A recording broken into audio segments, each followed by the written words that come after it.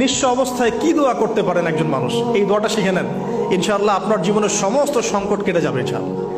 আমি নিজেও এই দোয়াটা বেশি বেশি করার চেষ্টা করি। দোয়াটা হচ্ছে, মুসা আলাইহিস সালাম একটা গাছের নিচে হেলান দিয়ে বসলেন, বসে দেখলেন দুইজন মেয়ে দাঁড়িয়ে আছে দূরে, পানি নিতে পারছে না, লোকজন পানি নিয়ে যাচ্ছে, ওরা দাঁড়িয়ে আছে বেচারি। মুসা আলাইহিস সালাম গিয়ে বললেন, কি সমস্যা আপনাদের?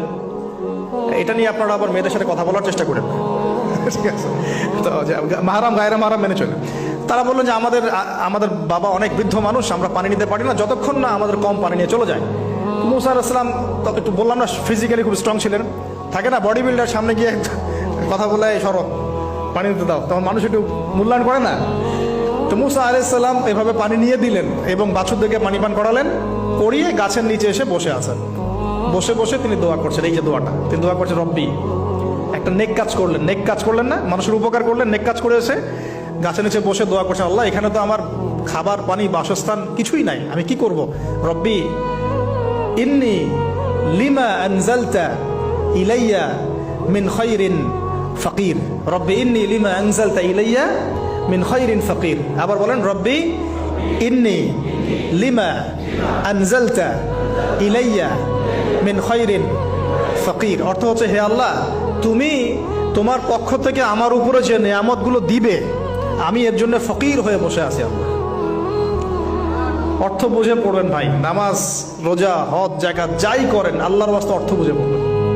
অর্থ বুঝে পড়লে আপনার ইবাদতের স্বাদ পাবেন, তৃপ্তি পাবেন, আল্লাহর সাথে কানেকশন হবে, আল্লাহর নূর পাবেন, মাআরিফত পাবেন, সত্য স্বপ্নও দেখবেন তখন ইনশাআল্লাহ।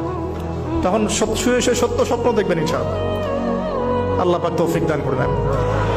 এবার আল্লাহ পাকের সাহায্য নেমে আসলো, ওই দুই মেয়ের মধ্যে একজন হেঁটে হেঁটে চলে আসছে। এবার এই মেয়ের হাঁটা সম্পর্কেও কোরআন কথা বলেছে, সুবহানাল্লাহ। এই মেয়ে কিভাবে হেঁটে এসেছে এই হাঁটার বর্ণনাও কোরআন দিয়েছে। কোরআন বলেছে এই মেয়ে হেঁটে আসছে লাজুক পায়ে। এখন আপনি এই পুরো ওয়ার্ল্ডের মেয়েদের হাঁটা দেখেন, লজ্জা আছে? তাহলে মেয়েদের সাথে লজ্জা একটা গভীর সম্পর্ক আছে। এই মেয়ের প্রশংসা আল্লাহ পাক কোরআনে করলেন, লাজুক পায়ে লাজুক ভঙ্গিতে অবনত নয়নে সে হেঁটে আসলো। এখন আপনি কেলে যান, গো টু খেল, আপনাদের টুইন টাওয়ারে যান, দেখেন সবার হাঁটা চলা দেখেন। হায়া লজ্জার কোনো বালাই আছে এখানে? আমি গত লেকচারে বলেছিলাম যে আদম আলাইহিস সালাম এবং হাওয়া আলাইহিস সালাম, ইবলিস তাদের সাথে প্রথম যে আচরণ করেছে ওই ফল খাওয়ানোর পরে, সেটা কি? তাদের গা থেকে পোশাক খুলে পড়ে গেছে, মানে নগ্ন করে দিয়েছে আমাদের পিতামাতাকে, মহাবিশ্ব নগ্ন করে দিয়েছে কে? ইবলিস। তো এখন এই পৃথিবীতে আমরা যারা নগ্নতার চর্চা করছি, তাহলে কার এজেন্ট আমরা বুঝতে বাকি আছে? আমার কথা কি বুঝতে পারছেন কিনা? এই কানেকশন মেলানোর চেষ্টা করেন, ডটসগুলো মেলানোর চেষ্টা করেন। সামনে যাই প্রিয় ভাই, এই মেয়ে এসে বলছে, আমার বাবা আপনাকে ডাকেন, আমার বাবা আপনাকে ডাকছেন। তিনি গেলেন, বাবা শুআয়ব আলাইহিস সালাম। তখন এক বোন ইনডাইরেক্টলি বাবাকে বোঝাচ্ছে যে বিয়ে শাদী দিলে ভালো হয়। এক বোন বলছে যে আপনি তো তাকে পুরস্কৃত করতে চাচ্ছেন, তাহলে এইরকম কবিউন আমিন একজন মানুষকে সবচেয়ে ভালোভাবে পুরস্কৃত করা যায় তার যথাযোগ্য প্রতিদান দেওয়ার মধ্য দিয়ে। তো মেয়ের ইশারা বাবা বুঝেছেন, তিনি নিজের এক মেয়ের সাথে মুসা আলাইহিস সালাম বিয়ে দিলেন, সুবহানাল্লাহ। তবে শর্ত দিলেন, দেনমোহর কি? মোহর তো নাই। মোহর কি এবার? মোহর হচ্ছে 8 বছর তোমাকে আমার ফার্মে কাজ করতে হবে। এটা আগেকার একটা স্টাইল ছিল, সুন্নাহ। এটা এখন নাই যদিও, আগে এরকম ছিল যে দেনমোহর দেওয়ার জন্য এই একটা পদ্ধতি ছিল। যেমন ইয়াকুব আলাইহিস সালামের ক্ষেত্রেও এরকম 7 বছরের কথা আসছে, তিনি 7 বছর তার শ্বশুরের ফার্মে কাজ করেছেন। এটা নতুন ছিল না ওই সময়, এটা কমন ছিল। এখন যেমন আমাদের দেশে কমন 10 লাখ টাকা মোহর হবে, 10,000 টাকা দিব, বাকিটা সব বাকি, তাই না? তো এরকম আর কি কমন কিছু বিষয় থাকে আর কি। আস্তাগফিরুল্লাহ, মাফ করো। বলবে বাসরাতে, বলবে আমাকে মাফ করে দাও। শুরুতেই নিজের গায়রথহীনতার পরিচয় দিল। আবার এদিকে শ্বশুরের কাছে মাশাআল্লাহ মোটা অঙ্কের ডোনেশন নিতে চাচ্ছে, যৌতুক। বিয়ে আমাদের ওখানে মাশাআল্লাহ মানে কেনা বেচা, মেয়ে বিক্রি করতেছে আর ছেলে কিনতেছে। এবার 8 বছর পূর্ণ করা হলো, তিনি আরো 2 বছর 10 বছর পূর্ণ করলেন। এই 10 বছরে মুসা আলাইহিস সালাম নববী পরিবেশ পেলেন, অভিভাবক পেলেন, স্ত্রী পেলেন, প্রেমময়ী সন্তান ইত্যাদি সবকিছু। এবার আল্লাহ রাব্বুল আলামিন তাকে মিশরের দিকে যাওয়ার যে সময় তো এখন হয়ে গেছে, 10 বছর হয়ে গেছে, মিশরে যেতে হবে। যাওয়ার পথে স্ত্রীর প্রসব বেদনা উঠেছে। তখন মুসা আলাইহিস সালাম আগুন খুঁজছেন। আগুন কি খুঁজছেন ভাই? আগুন খুঁজতে তুর পাহাড়ের ওখানে গিয়ে দেখছেন যে আগুন গাছে জ্বলছে। সবুজ পাতার উপরে আগুন, তিনি অবাক।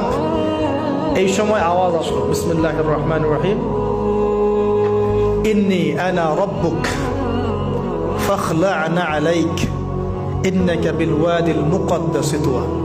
মুসা, ইন্নানি আনা আল্লাহ লা ইলাহা ইল্লা আনা ফা'বুদনি ওয়া আকিমিস সালাতা লিযিকরি। মানে এখানে অনেকগুলো কথা আছে, সূরা তাহার মধ্যে আছে। আওয়াজ চতুর্দিক থেকে ভেসে আসলো, মহান আল্লাহ রব্বুল আলামিন তার শান অনুযায়ী, তার ইজ্জত অনুযায়ী তিনি যেভাবে কথা বলেন সেভাবে মুসা আলাইহিস সালামের সাথে কথা বললেন। আল্লাহু আকবার। বললেন, ইয়া মুসা, হে মুসা, ইন্নানি আনা আল্লাহ, নিশ্চয় আমি আল্লাহ, লা ইলাহা ইল্লা আনা, আমি ছাড়া কোনো ইলাহ নাই, ফা'বুদনি, তুমি আমার ইবাদত করো, ওয়া আকিমিস সালাতা লিযিকরি, আমার ইবাদতের জন্য সালাত কায়েম করো, আমার জিকিরের জন্য সালাত কায়েম করো, আমার স্মরণের জন্য সালাত কায়েম করো। ফাখলা'না আলাইক, তোমার জুতা খুলে ফেলো, ইন্নাকা বিল ওয়াদিল মুকদ্দাস তুয়া, তুমি তুয়া উপত্যকায় আছো, পবিত্র তুয়া উপত্যকায় আছো। আদব শেখানো হলো, এভাবে অনেক কথোপকথন হলো। নবী মুসা আলাইহিস সালাম ভয় পেয়ে গেলেন এবং আল্লাহ পাক আরো কথা বললেন, ওয়ামা তিলকা বিয়ামিনিকা ইয়া মুসা, তোমার ডান হাতে এটা কি? মুসা আলাইহিস সালাম বলছেন, ক্বালা হিয়া আসায়া আতাওয়াক্কাউ আলাইহা ওয়া আহুশু বিহা আলা গনামি ওয়া লিয়া ফিহা মাআরিব উখরা, এটা তো আমার লাঠি, এটা দিয়ে আমি ডালপালা পারি, আমার ওই যে গবাদি পশু চড়াই। আল্লাহ পাক বলছেন যে এটা ছুঁড়ে মারো, আলকিহা ইয়া মুসা, এটা ছুঁড়ে মারো। ফালকাহা, তিনি ছুঁড়ে মারলেন, ফাইদা হিয়া হাইয়াতুন তাসা, এবং এটা ছোটাছুটি শুরু করলো, বড় একটা সাপ হয়ে গেল। সুবহানাল্লাহ। এগুলো কোনো গাল গল্প নয়, এগুলো আল্লাহ রাব্বুল আলামিনের মুআজিজা, মুআজিজাতুল কুবরা, এটা বড় মুআজিজা। তিনি পিছনের দিকে দৌড়ানো শুরু করলেন সাপ দেখে, খাইফা ইয়াতারাক্কাব, মানে ভয়ে দৌড়ানো শুরু করলেন। আল্লাহ পাক বলছেন, লা ইয়াখাফু লাদাইনাল মুরসালিন, আমার কাছে রসুলগণ ভয় পায় না, তুমি ভয় পেও না, তুমি ওটাকে ধরো পিছন থেকে, সেটা আবার লাঠি হয়ে যাবে। পিছন থেকে হাত দেওয়া হলো, লাঠি হয়ে গেল। সুবহানাল্লাহ। এবার বলছে যে তুমি তোমার বগলের নিচে হাত ঢুকাও। মুসা আলাইহিস সালাম বগলে হাত ঢুকালেন, বের করলেন, হাত থেকে টর্চ লাইটের মতো আলো বের হওয়া শুরু। এটা দ্বিতীয় নিদর্শন। কেন দেয়া হলো নিদর্শন?